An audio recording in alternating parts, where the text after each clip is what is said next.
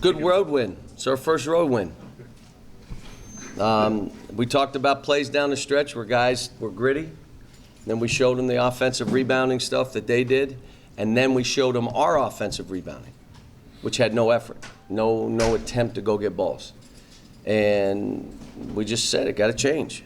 You're not going to win in this league giving up 20 offensive rebounds and then not attempting to offensive rebound.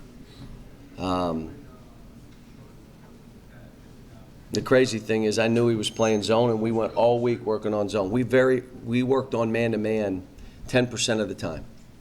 We worked on zone the whole time, and that's what it looked like, which was, I don't know what we worked on, but wasn't the right thing. Why do things like that happen, John? Because you got 4 freshmen and a sophomore who've never played, and a senior who's played at Wright State last year, and Kyle Wilshire, who gave up 20 points in 14 minutes. And now all of a sudden you got guys rattled. What I liked was the shot that Kyle made when he was just having a rough game. The shot that Ryan made, the three-pointer. The shot that Julius made, he was having a tough game, and he still makes that 1-3. The play that Archie makes, which is a second and third effort play that we really needed the basket.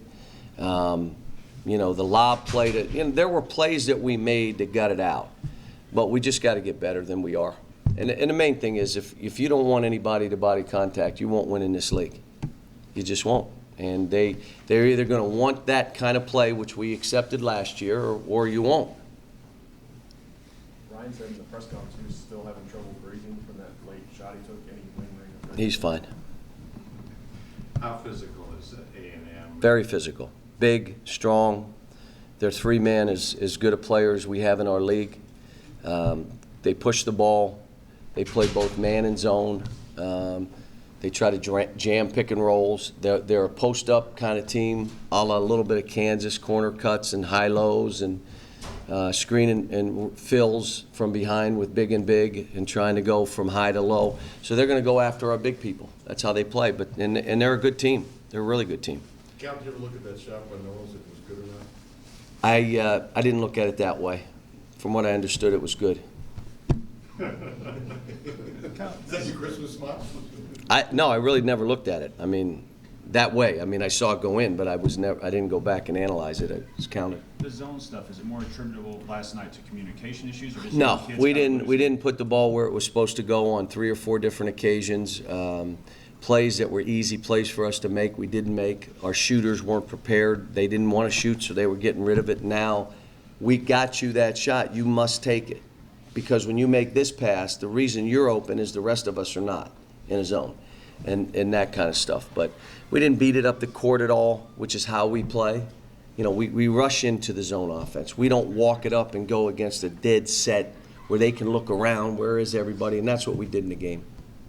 What tape were you just looking at? Were you looking at last night's or looking at today's stuff? What was that? What tape did you just look at just now? Was it last night's stuff or was it A&M? No, we're not worried about A&M. I'm worried about my team. We're looking at these guys will see A&M tomorrow at the dinner prior to the game. What did you see from last night's now that you've had a chance to kind of look over? Just what I told you. We didn't rebound. We weren't physical. They blocked us out. We didn't block them out. We had a chance of being up 25 at half. We turned it over. We threw Alex. Alex is what he is. And we threw the ball back to him 3 times, what led into charges. That was us. If you throw it backwards to him, he's going to, because the defense is standing there. So you throw it back, he runs in and runs people over. We did it 3 times. That kind of stuff, which was dumb. And we didn't have, the monitors had a couple of our guys playing really hard and had one guy just doing what he does, like no change. And had another guy so high that he was playing too many minutes. Like he's playing so hard that now you know what's happened. But that means that Kyle's got to play better and other guys got to play better so that we can get them off the floor. John, you mentioned about Kyle last night and maybe some other guys, I don't know, but the zone for you guys to play, I know you don't want to do that. Well, we'd have to play him in the middle. You can't play him on a wing in the zone because they do the same thing. Now, what do you think they do if you put him in the middle of the zone? They're going to try to go to the middle of your zone. I mean, it's hard. He's got to, some of this, he's got to, no, I mean, it's like any other coach. If I know there's a match out there that I'm going to go at him until that other coach takes him out of the game. That's what a good coach does. So now if you want to stay on the court, you better figure it out. You better figure it out. What do you want to do? You want to come off the floor or you want to play? And what happens is when they're in that desperate mode, normally they'll figure it out. You weren't worried about your kids being tired for tomorrow? It was hot in there, your kids at least. It was hot in there. It was Kids were hot. gassed late in the game. Yeah, they were gassed because a couple guys wouldn't compete, and I had to play those other guys too many minutes. So, you know what? That's on us. But there's some things we got to do today that there's no question we got to do to get ready for tomorrow. You said several times last night that the first 25 minutes was closer to what you had hoped Yeah, to see. How do yeah. you approach But the game? still, we weren't physical. But I thought there were some good things in that 25 minutes. I thought there was some good defense in those 25 minutes, some good shot blocking, and we got it out in transit. We executed some good offense. I mean, as bad as we were for 9 minutes, folks, we shot 45% for the game, over 45. We went 9 minutes without scoring. I mean, as bad as we were, they shot 32% for the game. Well, you hold people anywhere from 40 to 37%. You're an unbelievable defensive team.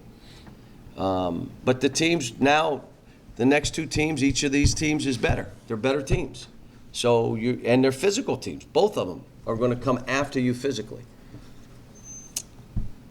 John, I've heard a lot of coaches say it's easier to tone down a guy that's really after it rather than try to boost up a guy that's not. Now, they got to recognize, first of all, that they're not playing hard enough and they're not competing like the other people on the floor. And then they have to make a choice that I'm going to change.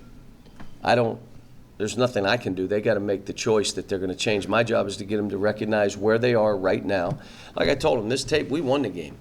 And we won on the road. And we had these plays at the end of the game that helped us win, which were huge, gutty plays. We didn't give up on the game. But now let's watch this stuff. This is all effort. This is all physicalness. Why would you not do this? And that's what I did. I said, learn from it. No, I'm not mad. We won. But if we don't correct this, you're not going to win what you think you can win. Anything else? Thanks, guys.